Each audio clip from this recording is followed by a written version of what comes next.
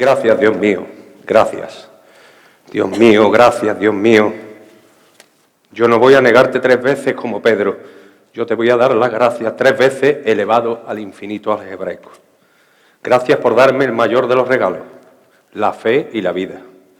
Gracias a ti, Santísima Virgen de África, que no dudaste en ceder tu vientre donde poder depositar el germen del Espíritu Santo que quiso hacerse carne de la manera más humana posible, encarnándose en Jesús. Gracias, Jesús, por escenificar durante 33 años el maravilloso teatro de la vida eterna, del amor entre iguales, del poder de Dios en los milagros y la transmisión de la fe verdadera en tus palabras. Gracias, papá y mamá, por decidir por mí en el bautismo y la comunión y permitir que mi alma se inundara con el tsunami del Espíritu Santo, que en todos los avatares de mi vida doy fe de que ha estado y está conmigo. Gracias a mi catequista que confirmó en mí la necesidad de Dios en un mundo tan material y carente de valores.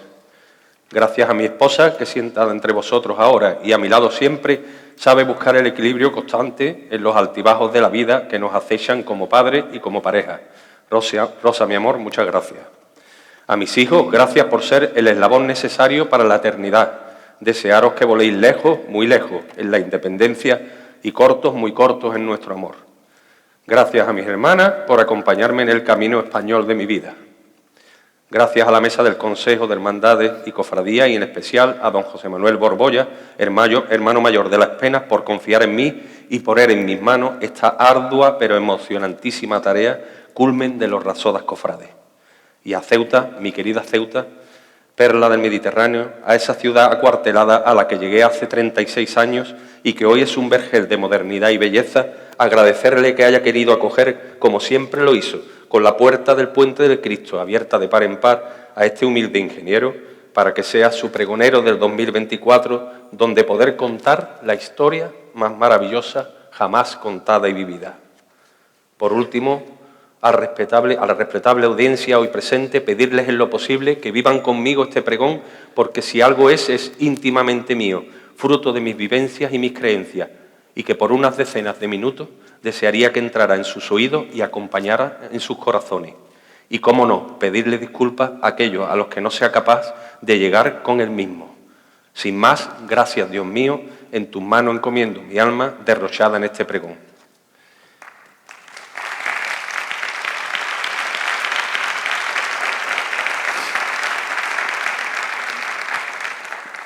Ilustrísimo y reverendísimo señor vicario general del Obispado Septense, excelentísimo señor presidente de la Ciudad Autónoma de Ceuta, excelentísima señora delegada del Gobierno, excelentísimo señor segundo comandante general de esta plaza, ilustrísimo señor presidente del Consejo Diocesano de Hermandades y Cofradías, ilustrísima y excelentísimas autoridades civiles y militares, miembros de la mesa del Consejo, ilustrísimos hermanos mayores de las Hermandades de Pasión y Gloria, cofrades y amigos todos.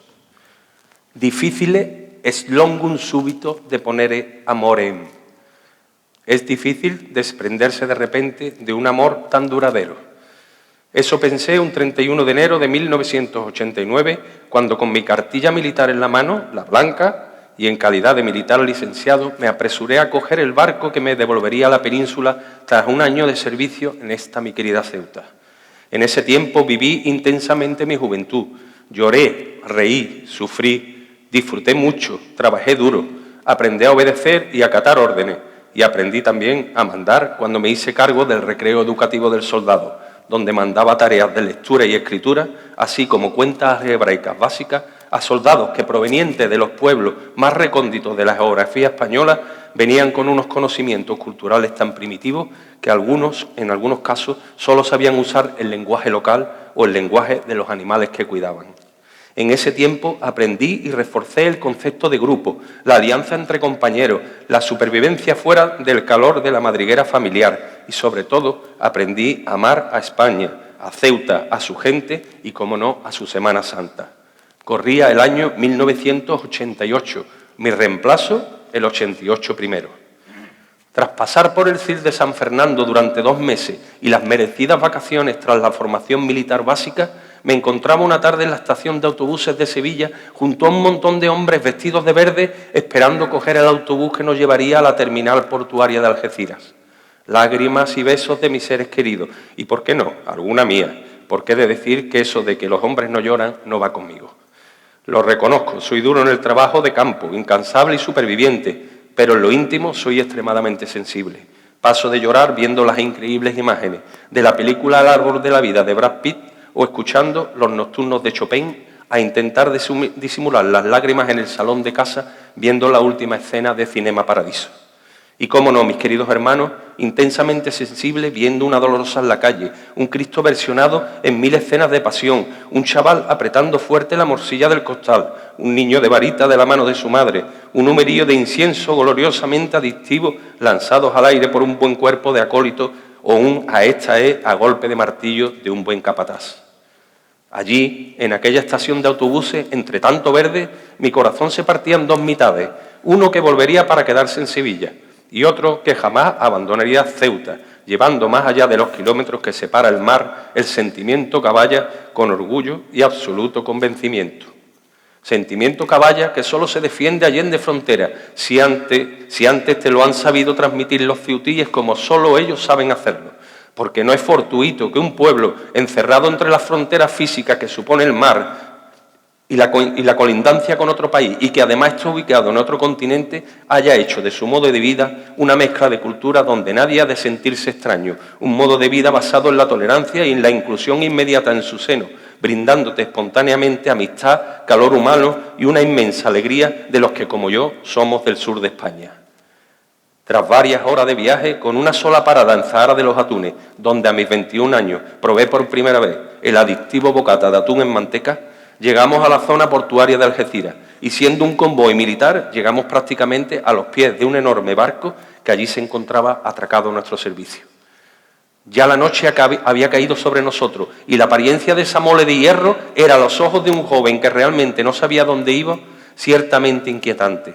Sorprendentemente, y esperando poder subir a la embarcación por unas pasarelas superiores, se abrió lenta y ruidosamente el portón trasero del barco y a la voz de un suboficial de reemplazo que nos gritaba constantemente para que realizáramos la maniobra de embarque con rapidez, entramos en la nave en fila de uno en uno como si el barco nos estuviera engullendo a todos para cenar. Luces de bodega, amarillentas y débiles, olor a óxido y sal, y nosotros allí de pie con los petates en el suelo, en un limbo de sentimiento que, aun a sabienda que nos llevaría a Ceuta, podría parecer que el destino pudiera ser cualquier otro, incluido el Triángulo de las Bermudas. Al rato, con un terrible ruido de motores antiguos y potentes de fondo, estábamos todos tirados en el suelo o sentados sobre los petates, entablando conversación con los compañeros, elucubrando cómo sería eso de que llamaban regulares, ingenieros, ramis 30, comandancias de obra, compañías de mar o intendencias. Así durante 2 largas horas.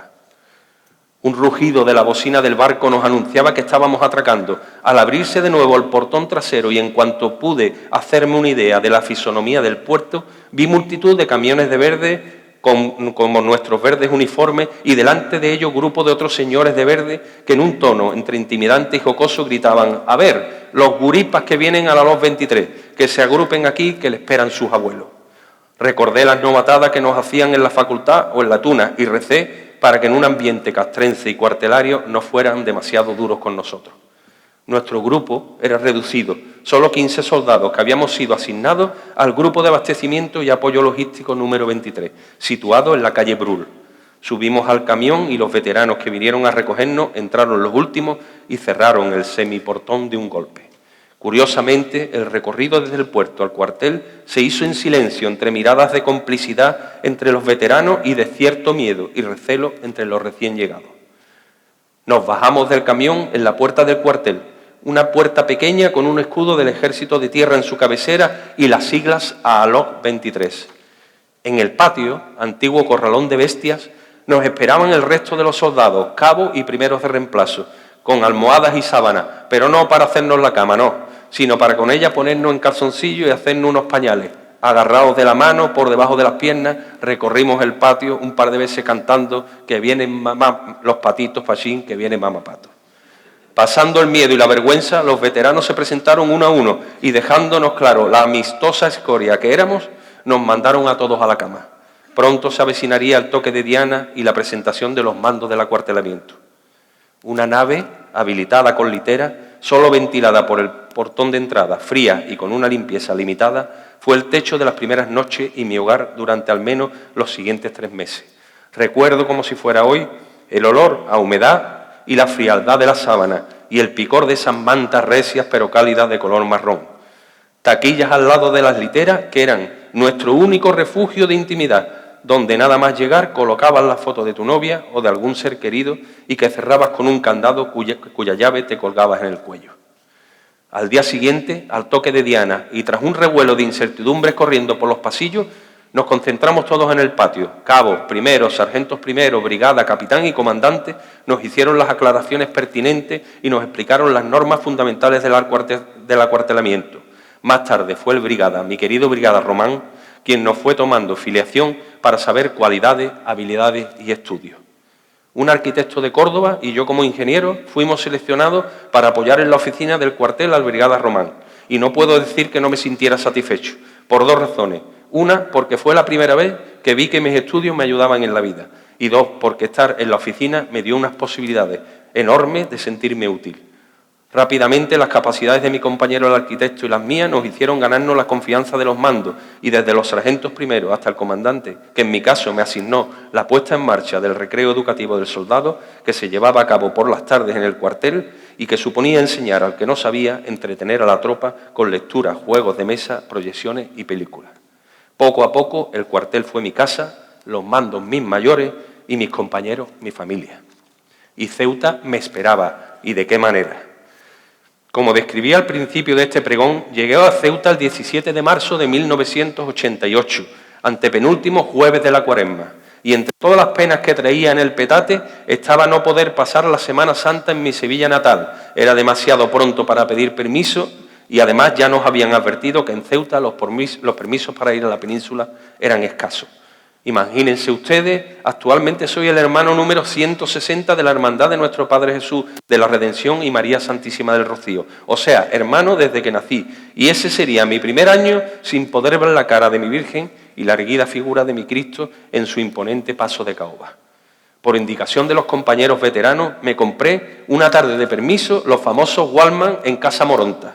Y con ello escuchaba marchas procesionales y la radio cofrade local de Ceuta, en las horas de descanso tras las tareas matutinas y en las largas noches de guardia en los polvorines del Hacho que daban a la península y a un cementerio hindú que había más abajo en la ladera. No era el mismo contenido cofrade, pero todo sonaba muy parecido y muy cercano. Dicen que los caminos del Señor son inescrutables y fue de la mano de Paco Moronta, al que le expliqué, comprándole el Walkman, lo que me gustaba la Semana Santa y lo activo que era en mi hermandad en Sevilla, como llegué a la Hermandad de las Penas.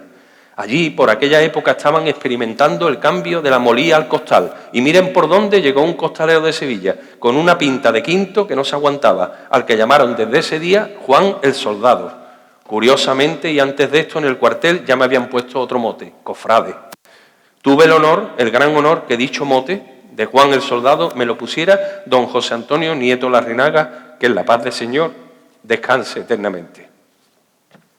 José Antonio, que había sido hermano mayor de la Hermandad de las Penas, me demostró que era ser lo que se llama un verdadero cofrade, mezclado con el sentimiento muy sevillano de capillitas. Cuando nos conocimos me enganchó del costal y me dio una clase magistral de la Semana Santa de Ceuta y, cómo no, y sobre todo de su querida Hermandad de las Penas. Me presentó a todos los miembros de la Junta, a los priostes, a los capataces y me hizo sentir en pocas horas un hermano activo más de la Hermandad. Me habló del porqué del atributo de Agustiniana y de sus luchas porque la túnica nazarena llevara la correa del hábito de los agustinos, a todas luces comprensible y comparable a las que llevan los hermanos del cautivo del tiro de línea de Sevilla, aunque en este caso sea la correa mercedaria. Me dio lecciones magistrales de marcha, de insignia, de tallas de Cristo y Virgen, y no solo de Ceuta, sino de Sevilla, a la que llamaba madre y maestra. Y cómo no, me hablaba constantemente del anhelo de hacer estación de penitencia con el Cristo de la Buena Muerte de estudiante, al que José Chu le tenía admiración y devoción. Abrumado por tanta sabiduría cofrade, me sentía, viniendo de la madre y maestra, un mindundi seminasantero que, creyendo saber mucho, descubrió que no sabía nada. Qué verdad es que nadie es profeta en su tierra, y para profeta de la Semana Santa, mi hermano José Antonio Nieto. Yo, que era del silencio, me resultó fácil ofrecerle en una primera salida suya con los estudiantes de Sevilla que usara mi túnica de ruán negro y mi esparto ancho del silencio. A fin de cuentas, el hábito es el mismo y solo le diferenciaba que el escudo del silencio va en el lado del corazón tapado por el capuz y el de los estudiantes se muestra por el exterior en la parte del capirote que cubre el pecho.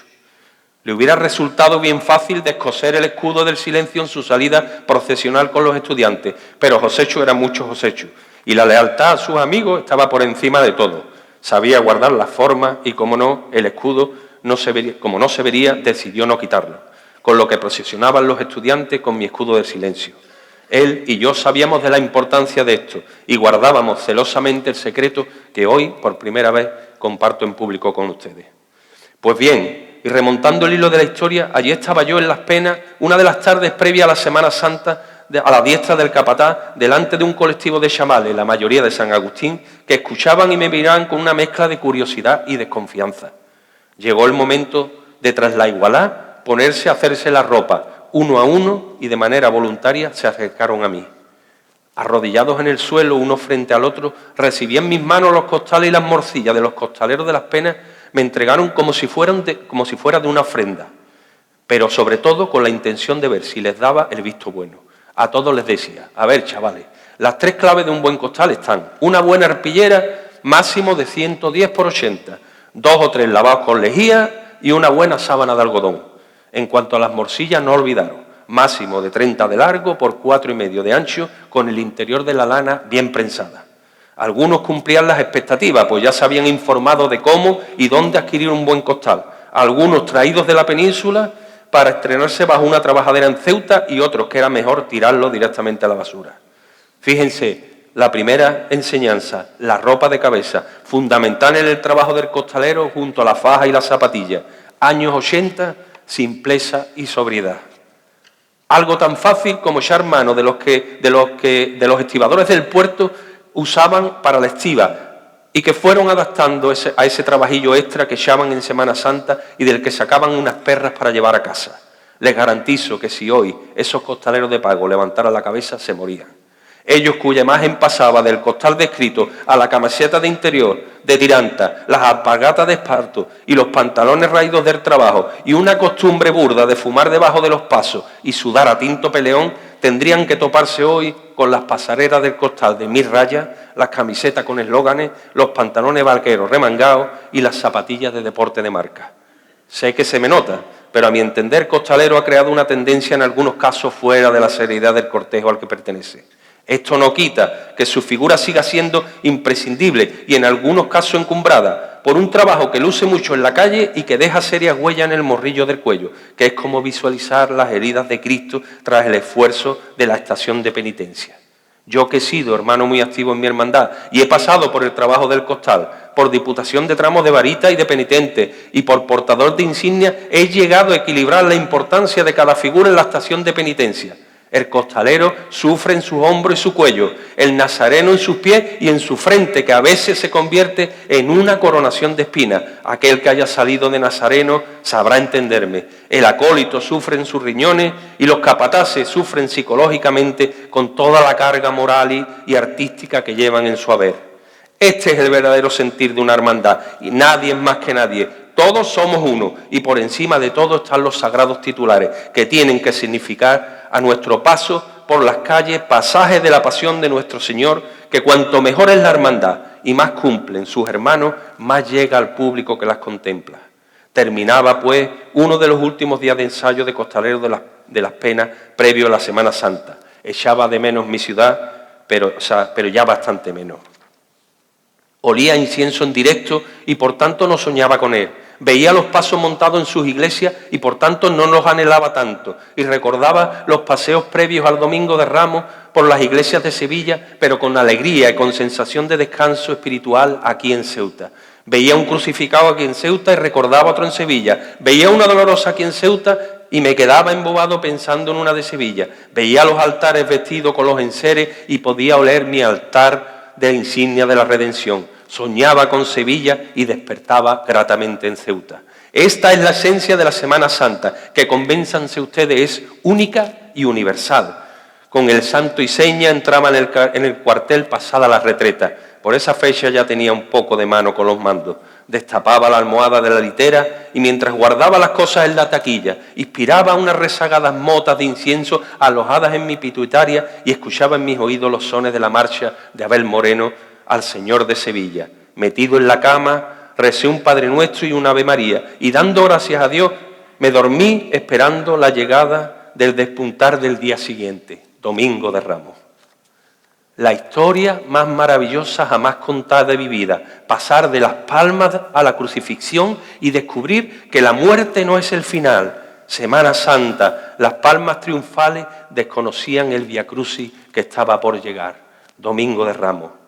Tocó Diana el domingo 27 de marzo de 1988. El cuartel estaba tranquilo, en el Día del Señor la actividad era escasa, no más allá de desayunar y poner las cosas de casa un poco en orden. Un día espléndido de sol aventuraba un Domingo de Ramos que, si bien era el primero fuera de casa, pretendía ser un verdadero domingo de palmas, un verdadero domingo cofrade. Si hubiera estado en Sevilla, no sería de extrañar tampoco para ustedes que hubiera vestido el uniforme competente, es decir, pantalón gris marengo, chaqueta azul marino, camisa blanca, corbata y la medalla de la hermandad, acorde a la importancia del día, porque en Sevilla siempre hemos dicho, en Domingo de Ramos, el que no estrena se le caen las manos. Pero estaba en Ceuta y como mandaba el reglamento de uniformidad, me disponía a vestir el uniforme militar. Apretándome el nudo de la corbata, cerré los ojos y a mi mente vino un agradable olor a algodón de azúcar, a garrapiñadas y a colonia fresca. En mi mente aparecieron imágenes de niños de la mano de sus padres, inmaculadas almas blancas como sus pequeñas túnicas y sus cortos capirotes, niños que habrán de abrazar la fe como el que se aferra a una varita o un cirio en la procesión. La candidez de sus almas, no ensuciada aún por las miserias del mundo adulto, cimbrean al viento como las palmas que portaban los que a la entrada de Jerusalén esperaban al Mesías. Poner a los niños en fila y decirle, seguid a ese hombre que en un borriquillo va montado, haced lo que él haga, decid lo que él diga, aprender a hacer apóstoles de medio metro, porque ahora mis pequeños nazarenos de blanco estáis naciendo a la fe que se os otorgó en el bautismo. Seguidlo siempre, y si tenéis miedo en algún momento, meteros debajo del manto de Nuestra Señora de la Palma, que ella sabrá tenderos la mano y sentiréis el mismo tacto, suavidad y ternura que la madre que hoy os puso la blanca túnica, el corto capirote y el apretado esparto. Cuando vine a darme cuenta, caminando inmerso en mis pensamientos, ya estaba en la capilla de Madre de Dios de la Palma y San Bernabé. De frente y a paso alegre, brillando su canasto plateado al sol, como trotando, venía el paso de Nuestro Señor a la entrada de Jerusalén, montado a lomos de una pollinica, con ese trote corto y dinámico. A la espalda de Jesús, en su paso, esa palma de Cádiz, referencia mariana derivada de la dureza y resistencia y la capacidad de dar fruto en lugares sumamente hostiles, referencia inequívoca a su madre, Nuestra Señora de la Palma, que lo sigue en su paso, silenciosa, vigilante y enamorada. Entraba así Jesús en Jerusalén, triunfante, aclamado al son de las palmas que se movían zarandeadas por el pueblo expectante, ingenuo, ignorante de lo que habría de ocurrir y que solo Jesús conocía desde que tuvo uso de razón. Allí, al paso de la borriquita, estaba el pueblo pecador, esperanzado en redimirse y tan ignorante como el pollino que portaba en su lomo a nuestro Señor Jesucristo. La procesión de las palmas anuncia ya tu llegada. Pasan bañadas del sol y por la brisa peinada, abren paso entre la gente, expectante, anonadada, curiosas, interrogantes, ingenuas y cotidianas. ¿Quién es, jinete de amor, el que en la burra cabalga? Ese es el Hijo de Dios, el Redentor de las almas, borrica, que en tu lomo porta, ignorante y sin saberlo, el mayor de los tesoros, al Hijo de Dios verdadero. Borrica, que sin saberlo, fuiste el primer costalero.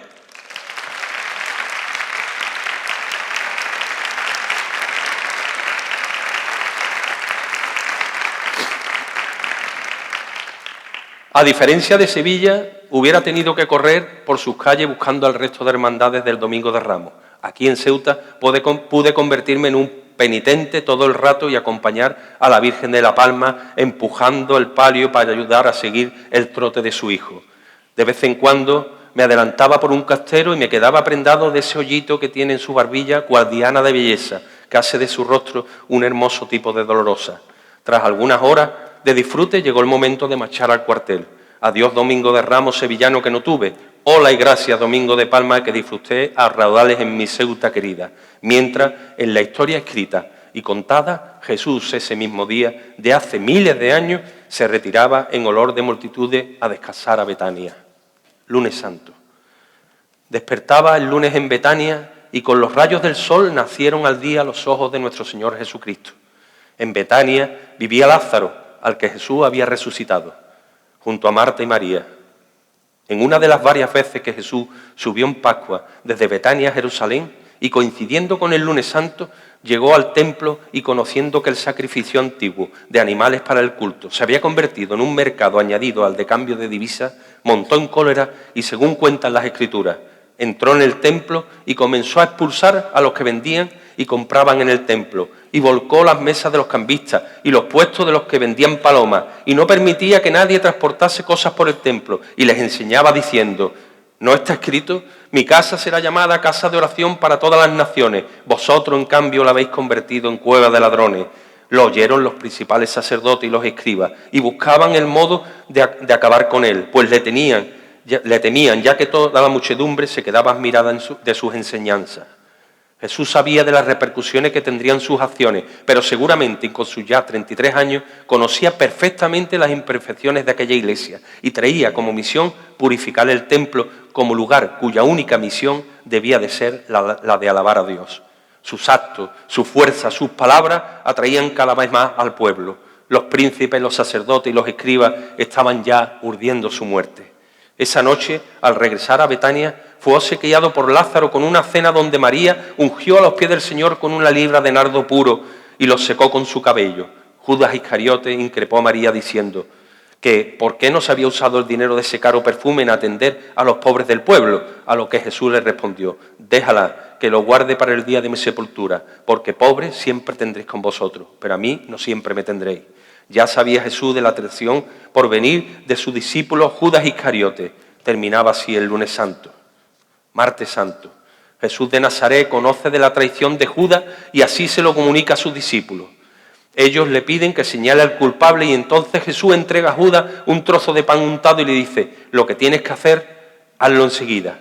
Asimismo anuncia su muerte a sus discípulos. Los días empiezan a hacerse convulsos, los acontecimientos se precipitan velozmente. En este martes de controversia, Jesús se enfrenta con los líderes religiosos, lo que le causa un gran dolor. Primero con los sacerdotes y ancianos, quienes cuestionan su autoridad para predicar y hacer milagros y le califican de rebelde. Después con los fariseos, quienes le preguntan sobre el tributo, a lo que el Hijo de Dios responde mostrando una moneda: dad al César lo que es del César y a Dios lo que es de Dios.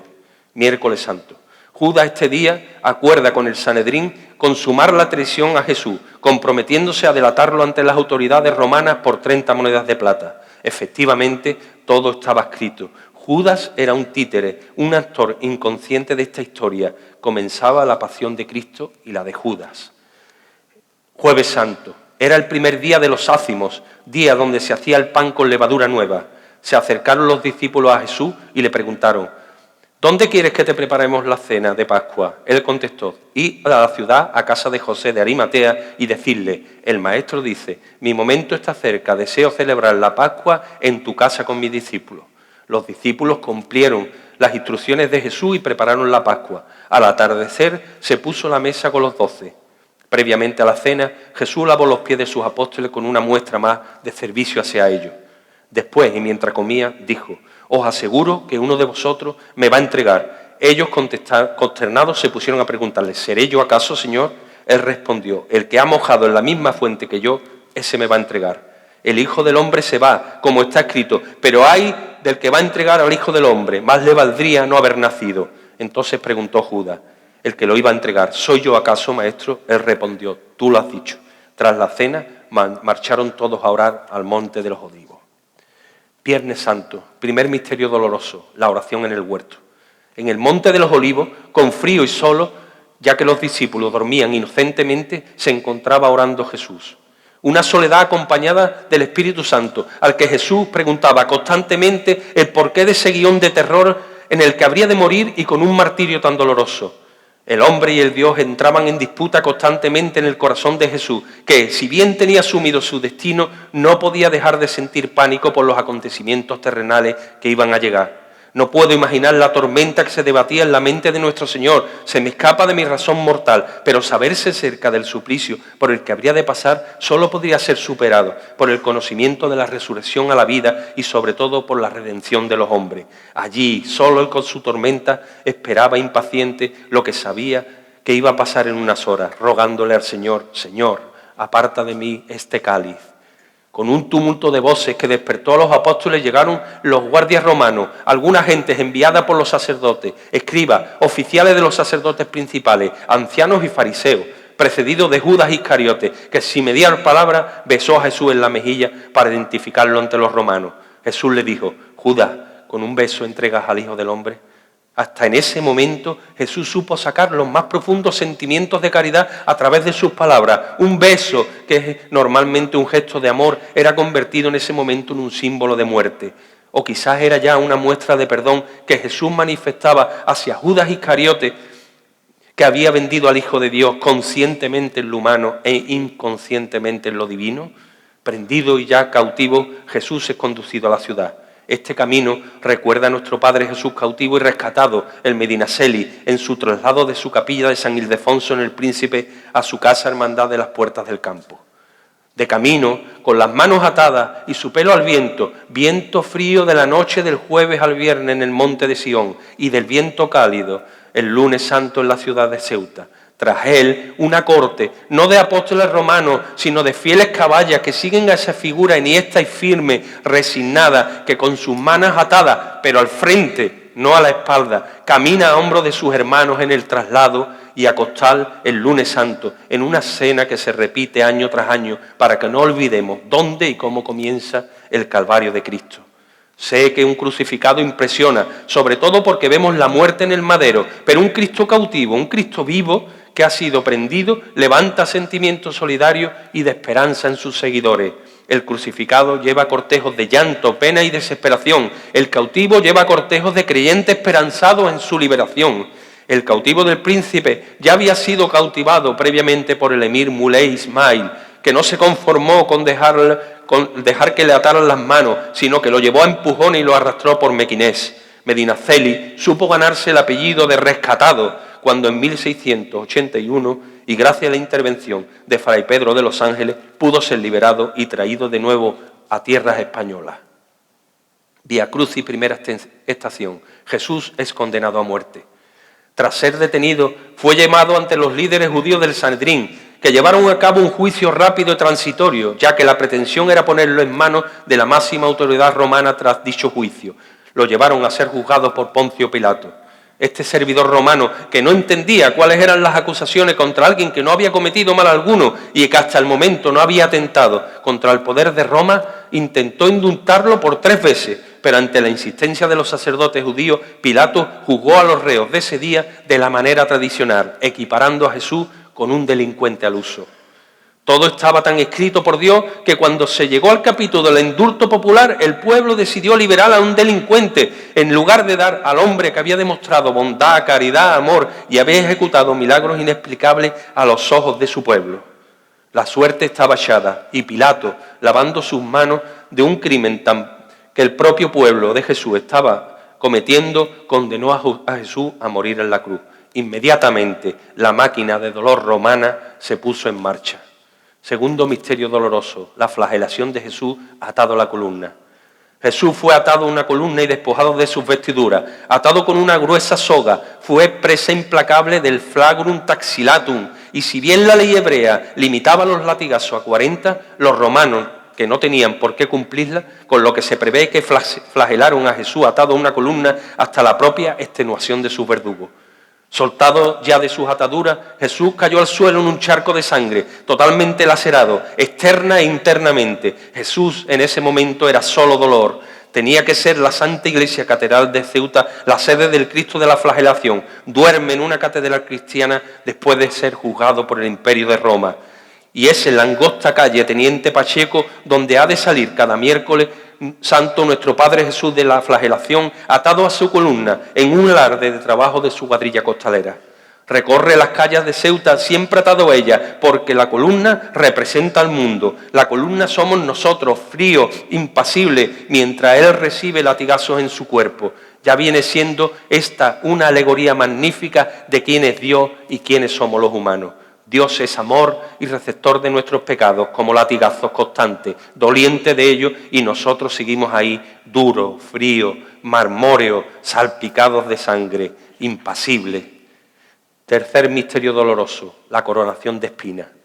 Tras ser azotado sin piedad y desatado ya en la columna fría y ensangrentada que nos representa, yace sentado en una piedra, solo y presa de las mofas de su verdugo. Su pueblo, del que Jesús se erigió en rey, lo había abandonado, y esto hacía aumentar aún más el dolor de Jesús y las mofas de los romanos.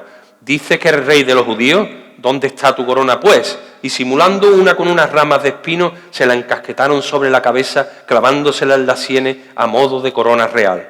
En su mano derecha pusieron una caña a modo de cetro, y así de esta guisa se muestra al pueblo de Ceuta el Jueves Santo sobre su dorado trono en la salida de la Hermandad de las Penas, a la que tanto agradezco y me he referido anteriormente en este pregón.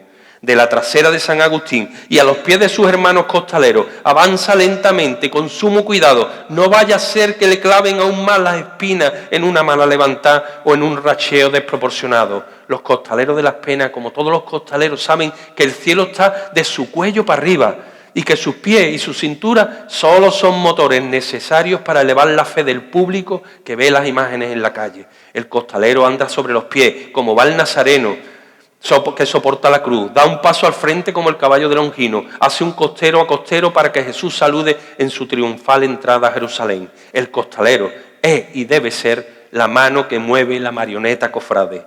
Es el que propicia que los que estamos fuera del cortejo, al paso de las imágenes, veamos un Cristo vivo, un Cristo que nos cuesta su pasión, muerte y resurrección, y ha de ser también el que nos muestra a su madre en sus distintas vocaciones y que con ese paso siempre de frente, suavita la Mesía, de izquierda a derecha, avanzando los pies el uno al otro y con los taloncitos pegados al suelo, nos la presenten dulce, abnegada, dolorosa y siempre al lado de su Hijo. Cuarto misterio doloroso, Jesús con la cruz, acuesta, camino del Calvario. Segunda estación, Jesús carga con la cruz. Llega el momento de salir hacia el Gólgota. Jesús porta el madero sobre el que habrá de ser crucificado y lo hará desfallecido, ensangrentado, dolorido, exhausto, jorobado por el peso de la cruz. Sale de Santa María de África el martes santo nuestro Jesús Nazareno, el del encuentro. Su túnica es morada, al uso de la túnica del día de la crucifixión de Cristo, que seguro tendría ese color, llamémosle rojo sucio, mezcla de sangre y la suciedad del lugar de la flagelación. Un pie delante del otro, caminando hacia el monte de la Calavera en una subida corta pero angosta, empedrada y dificultosa para un reo herido de muerte. Tercera estación, Jesús cae por primera vez. Ya no duelen tanto las heridas de la flagelación, ahora duelen más los músculos de la espalda y de las piernas por el peso de la cruz. Respirar es otro suplicio que acrecienta el sufrimiento del Nazareno. 3 pasos y para, otros tantos y vuelve a parar. Inhala pero le cuesta, no puede más y cae. Se ha caído justo en la parroquia de San Juan de Dios. Allí apoyada su mano derecha en una roca del camino, aguarda poder levantarse de nuevo. Le dejan descansar un poco. Los romanos quieren que Jesús llegue vivo a la crucifixión. Es miércoles santo en Ceuta y en Villajovita un vecino, Simón de Cirene, será el elegido para ayudar a Jesús a llevar la cruz, lo que queda de camino hacia el Calvario, donde encontrará por el camino a su madre. Cuarta estación, Jesús encuentra a María, su Santísima Madre. Un encuentro que en Ceuta se escenifica por todo lo alto. ¿Qué piensan ustedes? ¿Se pone Jesús frente a su madre o la madre frente al hijo? ¿Quién se muestra a quién? ¿Quién rinde honores a quién? Este humilde pregonero mariano y cristiano viejo los iguala, porque Jesús, inmerso en las tinieblas del camino al Calvario, necesita un halo de luz, un respiro ese que le ofrece su madre, y porque María está en ese camino para con su mirada inundar el alma de su Hijo de amor en mayúscula. Nazareno, penitente, cruz y calvario, y presente en este drama los novios de la muerte, los legionarios que al toque de martillo, con los 2 pasos frente a frente, cantan el novio de la muerte. La legión en Ceuta es mucha legión, es legión de primera línea de fuego, es legión de hacer España, es legión de Cristo, hermano. En definitiva, la legión es legión de Cristo. He visto al capataz José Ángel Sotomayor, que en paz descanse, llamar a 2 manos los martillos, y me ha venido a la cabeza la imagen del cordón umbilical que durante 9 meses une a la madre estrechamente al hijo. En Ceuta, el día del encuentro, cuando llama el capataz a 2 manos, fluye la sangre y el alimento del Espíritu entre la Virgen de la Esperanza y Jesús Nazareno. Y fluyen los sentimientos, y fluye el amor, y fluye el hado de vida materna. Esa vida que fluye en un neonato y que Dios da y solo Dios puede quitar.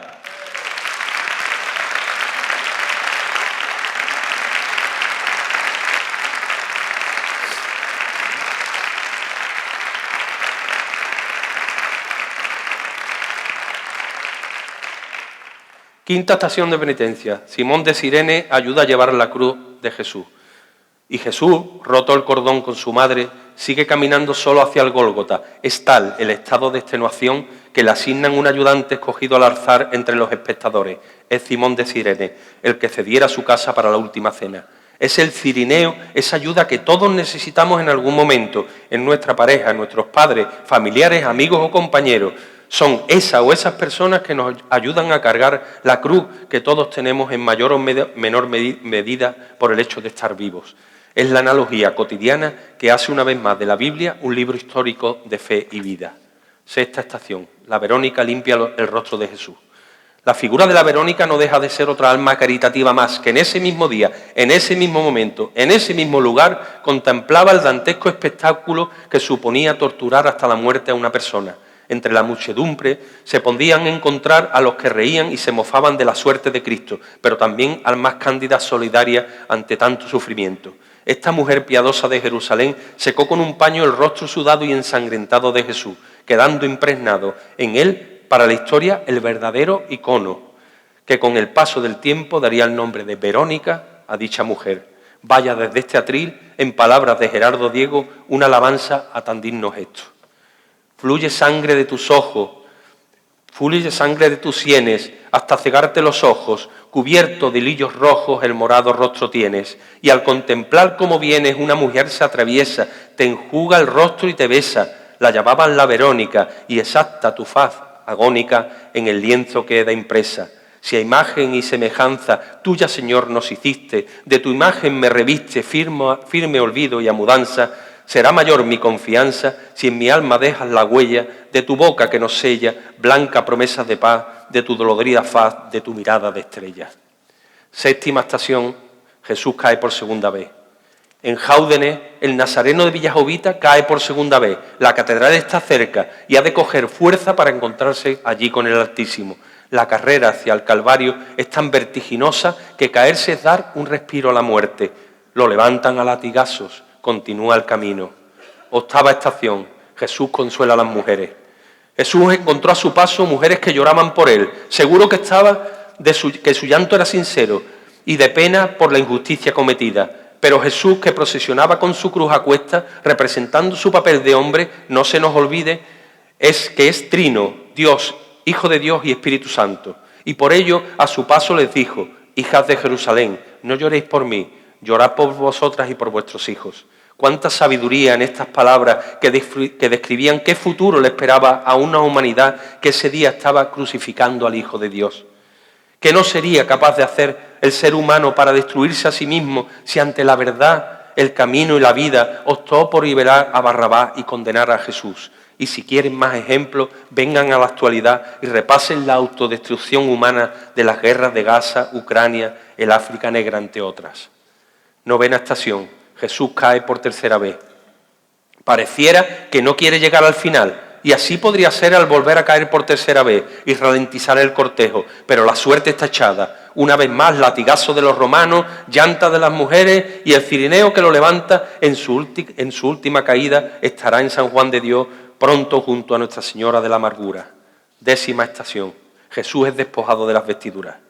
Al llegar al Gólgota, Jesús es despojado de sus vestiduras. El vestido confiere al hombre una posición social, indica su lugar en la sociedad, lo hace ser alguien. Ser desnudado en público significa que Jesús ya no es nadie, no es más que un marginado y despreciado por todos. El momento de despojarlo nos recuerda también la expulsión de paraíso. Ha desaparecido el hombre del esplendor de Dios y ahora se encuentra en el mundo desnudo, avergonzado y al descubierto. Jesús asume una vez más la situación del hombre caído. Jesús despojado nos recuerda que todos nosotros hemos perdido la primera vestidura y por tanto el esplendor de Dios, mientras al pie de la cruz los soldados echan a suerte sus míseras pertenencias, sus vestidos. Quinto misterio doloroso, la crucifixión y muerte de Jesús. 11ª estación, Jesús es clavado en la cruz. Llegó el momento culmen de la tragedia humana de Jesús de Nazaret, el rey de los judíos, roto, descarnado, humillado, débil hasta la extenuación, vestido de sangre, derrotado, yace en el suelo. Jesús junto a su cruz que ha dejado caer sorprendiendo a los 5 soldados que formarán el pelotón de ajusticiamiento. Cayo, el centurión, revisa y planifica la ejecución con la tranquilidad que le da haber repetido este esperpento cientos de veces y siendo Jesús para él un reo más. Aulus, Decimus, Titus, Longinus, preparad el madero y ponedlo en su sitio para comenzar la ejecución, gritó Cayo a sus soldados. Recordad, 3 clavos, 2 para los brazos, a la altura donde comienzan las palmas de las manos, y otro con los pies juntos atravesando los empeines. No quiero chapuzas, el reo tiene que sufrir hasta su expiración. Cayo se marchó a verificar otras instrucciones de sus superiores. Allí quedaron los 4 soldados que se disponían a llevar a cabo la crucifixión. Aulus, gritó Décimo, despoja al reo de sus vestiduras y sus pertenencias, ya sabes que formarán parte de nuestro pecunio. Décimo, ayudado de Tito, despojaron a Jesús de sus vestiduras, que rasgaron y repartieron inmediatamente, pero su manto, que era de una sola pieza, lo dejaron para, según decidieron, jugárselo a los dados. Para ellos, ver aquel dantesco cuerpo lacerado y aquel rostro descompuesto y casi ya muerto en vida era pura rutina. Mirad el rey de los judíos, valiente rey, si tan hijo de Dios eres, ¿por qué no le pides ayuda y que te salve? Entre los 4 soldados cogieron a la marioneta sin cuerdas en la que se había convertido el cuerpo del Señor y con sus brazos y sus piernas dibujaron el perfil de la cruz y siguieron las instrucciones de Cayo. Longino, acércame los clavos de la mano. Ya voy, Titus. El frío y puntiagudo acero del primer clavo, a golpe de martillo, rasgó la carne del Cristo y atravesando sus tejidos corporales se incrustó en la madera haciendo de brazo y madero un solo bloque. Titus repitió con toda tranquilidad la misma operación con el segundo clavo en el segundo brazo. Jesús ya estaba dibujando el icono por el que millones de cristianos le seguiríamos, la cruz, la Veracruz, allí a los pies. Aulo se acercó y le dijo a Titus, déjame a mí terminar el trabajo, he de hacerme merecedor del salario de hoy. Un tercer golpe de martillo, un tercer clavo, un momento de reacción en cadena del cuerpo humano, de sus músculos, sus nervios, un verdadero tsunami de muerte, un descontrol vital que lleva al retorcimiento de Jesús en la cruz, a la rigidez de sus miembros, a intentar buscar alguna postura de alivio, momentos inimaginables para una mente cuerda y sensata, y más aún para este pregonero que relata. Retorciéndose en la cruz, Jesús es izado hecho un bloque a su madera y fijado a las rocas del Gólgota. En plena agonía, Longino, versado en 1000 ejecuciones, acepta una lanzada a Jesús para drenar los líquidos pleurales y alargar su agonía en la asfixia mortal. En esta locura humana se vislumbra la metamorfosis del hombre en Dios. Así, Jesús perdona a los ladrones que le acompañan, suplica por sus verdugos, Padre, perdónalos porque no saben lo que hacen. Y por último, entre ladridos de dolor y la voz más potente y profunda que jamás se haya escuchado, dijo, en tus manos encomiendo mi alma. 12ª estación, Jesús muere en la cruz.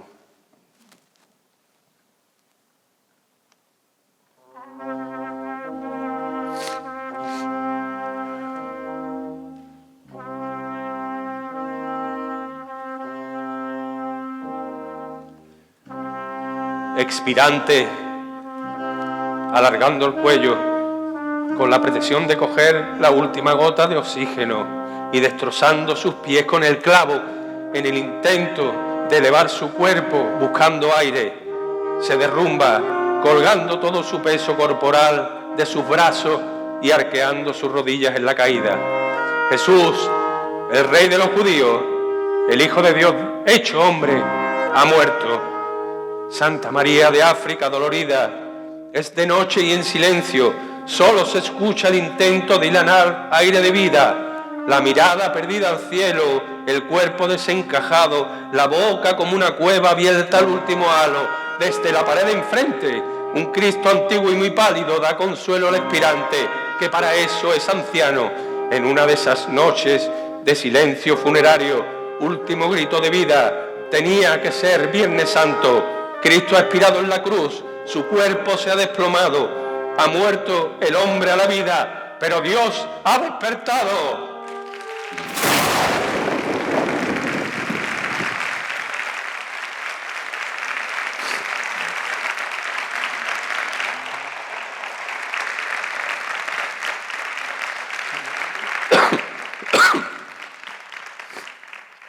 El centurión que estaba frente a Jesús, al oír el grito y ver cómo murió, dijo, verdaderamente este hombre era el Hijo de Dios. Quizás haya participado de la burla de sus soldados, quizás miró para otro lado cuando sus soldados se divertían con el inocente, pero ahora, estando al pie de la cruz, es imposible mirar a otro lado. Al pie de la cruz, el Cordero que muere ocupa todos nuestros pensamientos, nuestras miradas, nuestras ideas, nuestras palabras. Al pie de la cruz solo hay lugar para reconocer al Salvador. No importa la condición religiosa ni el conocimiento teológico, lo que marca la diferencia es cuán cerca estamos de la cruz. Puede ser que, como las mujeres presentes, todos miremos de lejos a Cristo. El miedo, la prudencia malentendida, el dolor, los motivos pueden ser muchos, pero si nos mantenemos a una distancia corta de Cristo, escucharemos su voz que quiere bendecirnos y nos veremos en sus manos y pies marcados por la furia de los clavos. El pagano, incrédulo y burlador centurión, por una obligación laboral y por una orden militar, estaba en el lugar ideal para sentir el poder de Dios. Y como no podía de ser de otra manera, Cristo, levantado en la cruz, atrae a todos a sí mismo, al centurión también. Cuando estamos cerca de la cruz, naturalmente damos testimonio de su poder. La declaración del centurión coloca un punto final al ministerio terrenal de Cristo. Ya dejó de ser hombre y ahora es Dios.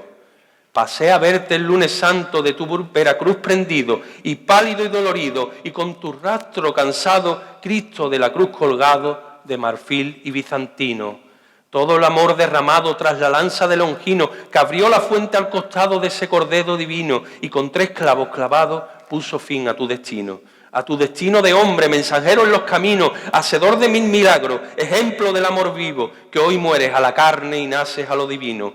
Sea la cruz que vio morir al mejor de los humanos, catapúltase a la diestra del trono de Dios soberano. La muerte no es el final, solo es una puerta de paso.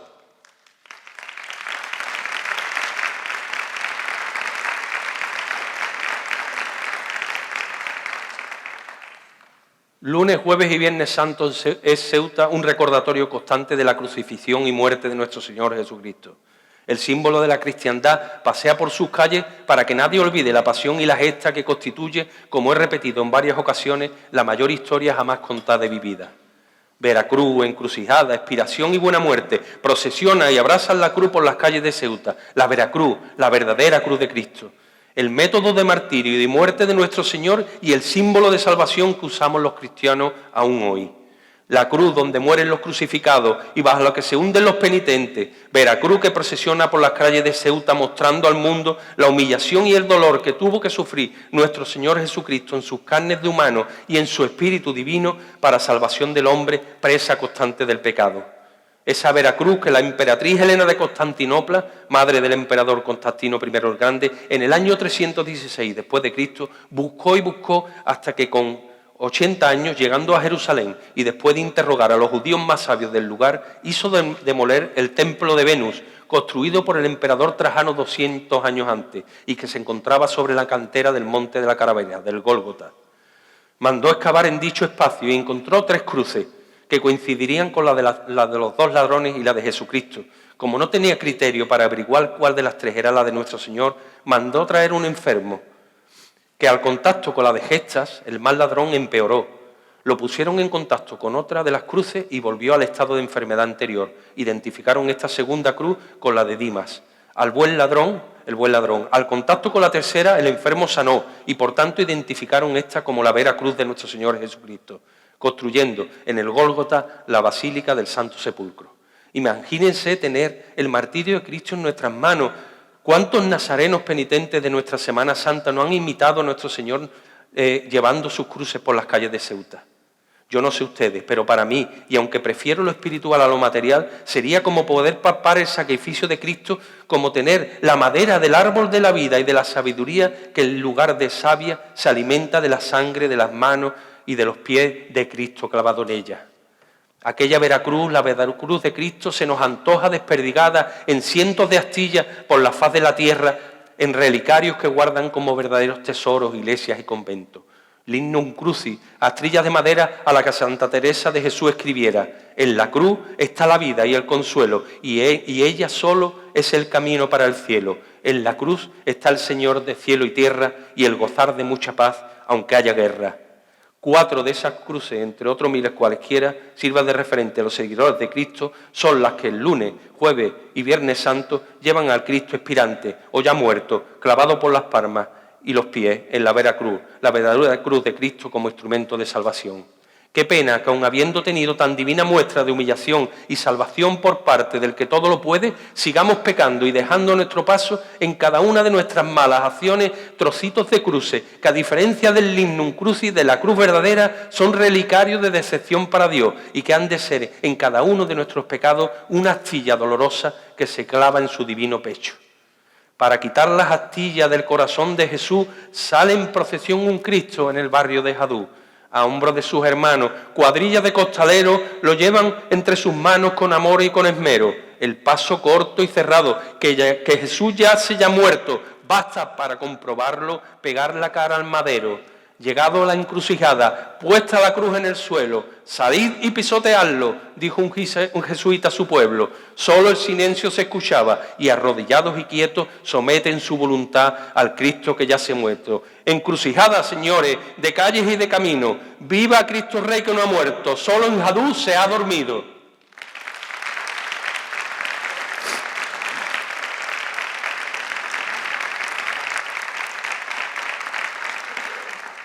Ya anticipamos que Cristo no ha muerto, solo ha muerto la vida terrenal. Tras la expiración y ya tranquilo de muerte, en la cruz solo hay un cuerpo humano. El espíritu está evolucionando hacia Dios. En la cruz solo está el Cristo de la buena muerte.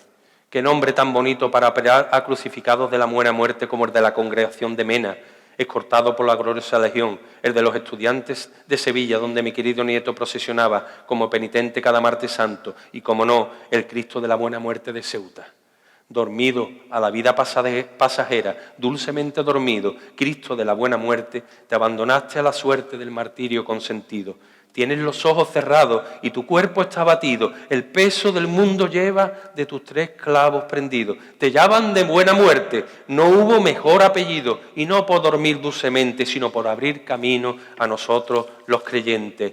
Viernes Santo, de repente el cielo está ensombrecido, murmuran que han fallecido Cristo Jesús penitente. En una cruz clavado se presenta ante la gente, a más que muerto humillado, como un ejemplo doliente del amor más desbordado. Cristo de la buena muerte, con 3 clavos de amor clavado.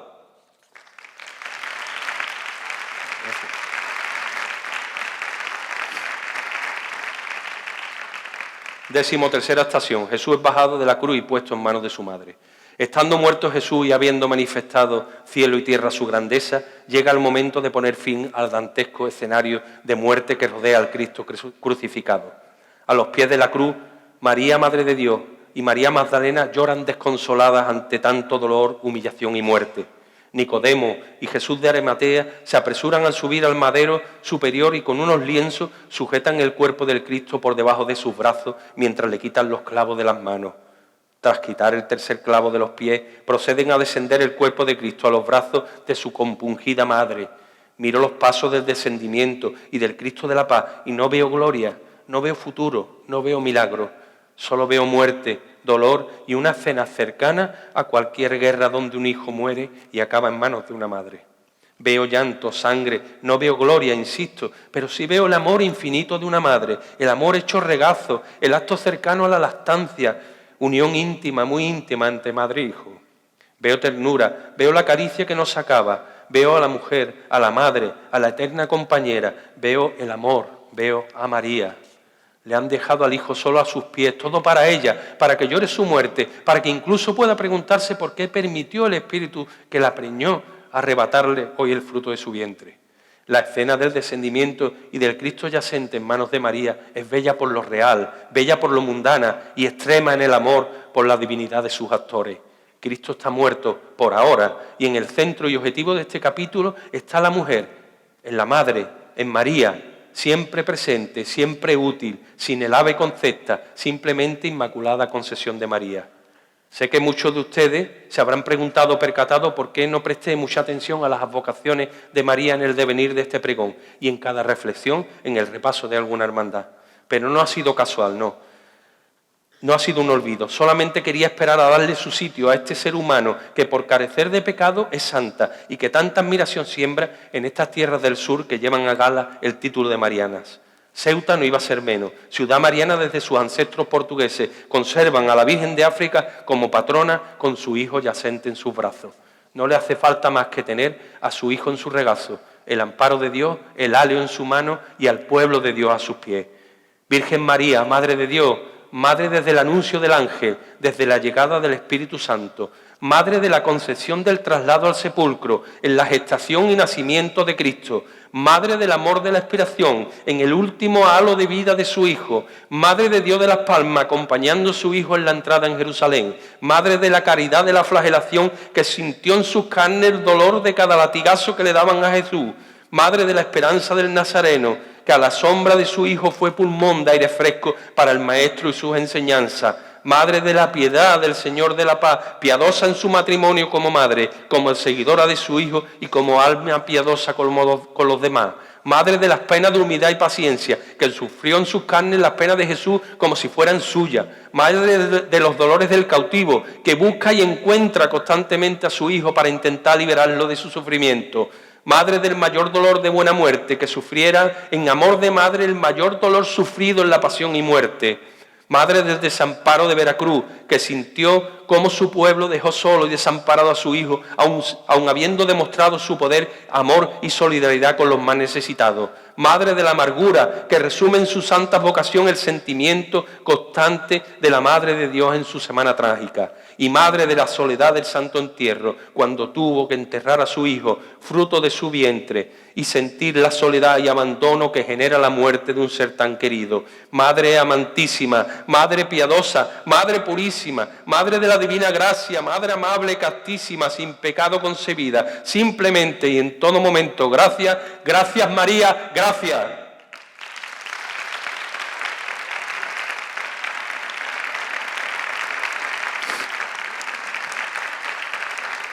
Cristo yace muerto en los brazos de María, envuelto en un sudario, es llevado y sepultado en una cueva que se sella con una gran y pesada losa funeraria. El cortejo fúnebre sale de Nuestra Señora de África en una hermosa cama de madera de bronce, dormido sobre su sudario blanco y sujetando en su mano derecha las rosas de la pasión a modo de sus últimas gotas de sangre. Sale a hombro de sus costaleros para mostrar al pueblo de Ceuta el cuerpo presente del Cristo muerto. Real por Alfonso XIII, el paso porta al que dijo: mi reino no es de este mundo, pero que con sus actos y sus mensajes es hoy rey de reyes del reino de los cielos y el de los mortales. Toda Ceuta le rinde respetos fúnebres al Cristo yacente, que conserva la forma corporal de su crucifixión, la cabeza caída hacia su derecha, las piernas flexionadas por sus rodillas y sus brazos ya liberados de los clavos, de los pecados de los hombres lánguidos y derramados en el sudario. En su mano derecha las rosas vivas que parecen haber crecido entre tanta muerte, rojas de sangre, espinadas de pecado, hermosas por la mano que los porta. Oh flor, qué mal naciste, qué desgraciada fue tu suerte. Al primer paso que diste te encontraste con la muerte. El vivir es cosa fina, el morir es cosa fuerte. El quedarse con la vida es quedarse con la muerte.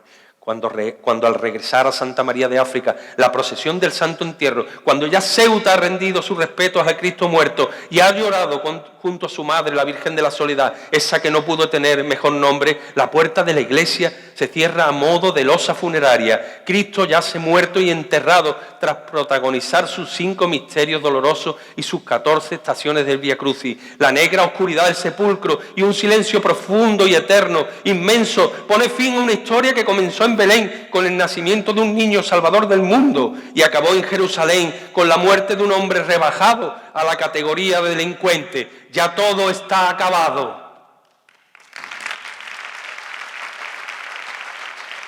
O no,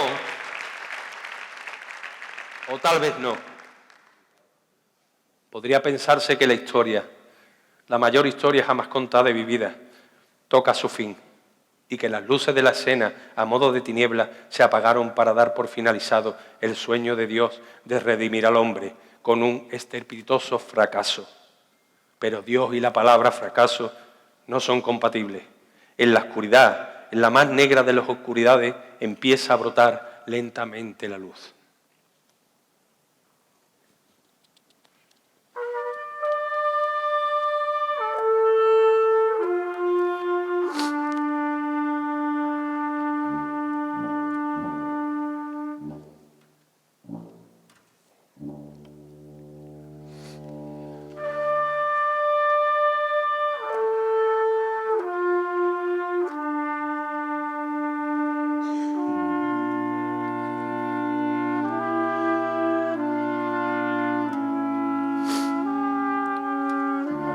Al igual que el Espíritu Santo prosperó en María y generó la vida, en aquella cueva fúnebre un embrión de salvación estaba gestándose, pero esta vez hacia la vida eterna.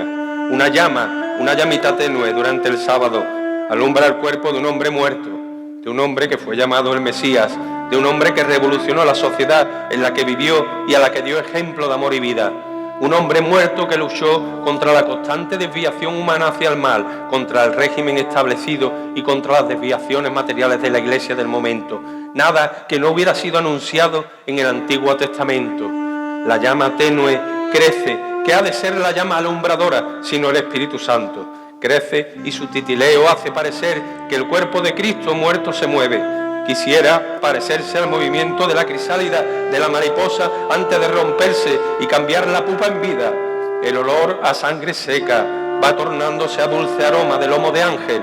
El aire tórnase cada vez más fluido, más etéreo. Podría pensarse que carece la ingravidez y que cualquiera que entrara en el sepulcro flotaría. Es la metamorfosis del mundo real en gloria, es el nacimiento del cielo en la tierra, es la preparación del final más apoteósico que una historia podría tener.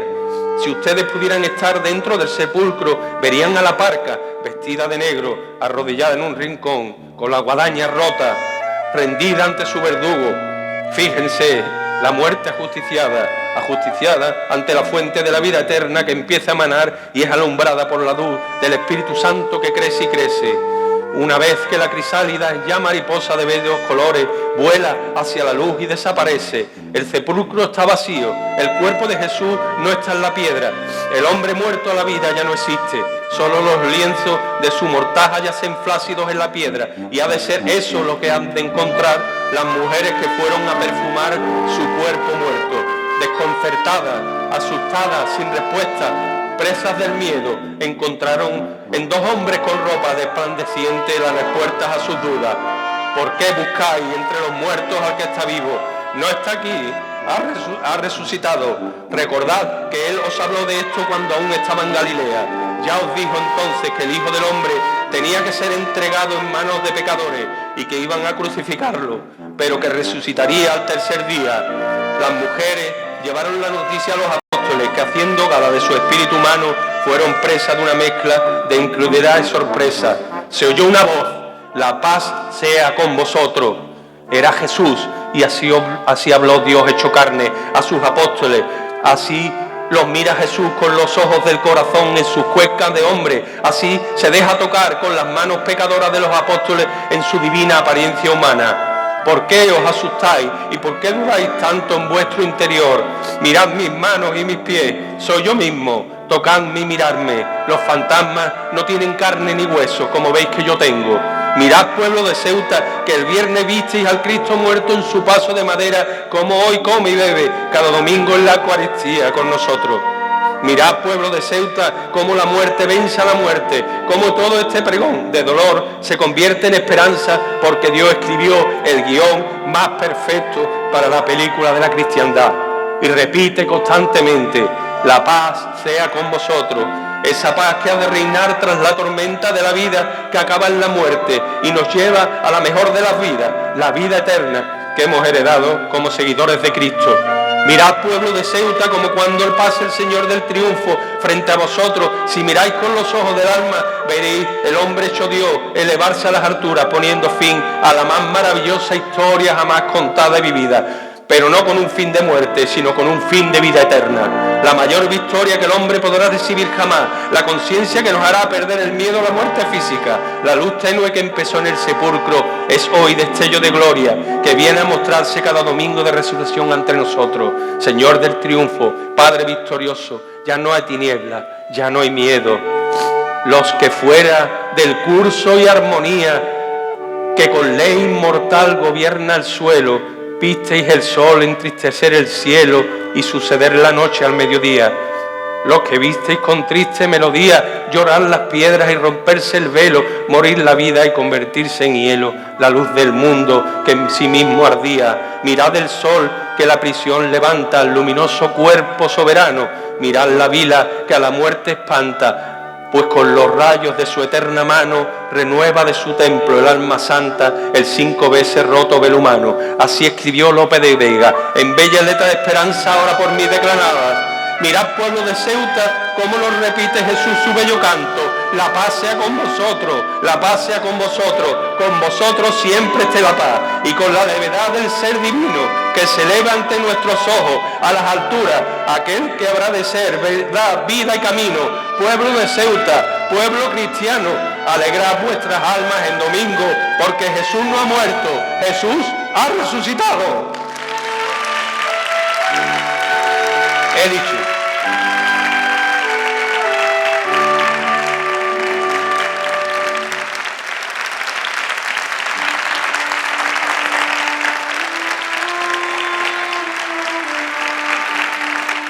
Gracias. Muchas gracias. Gracias, Tete, por tu presentación.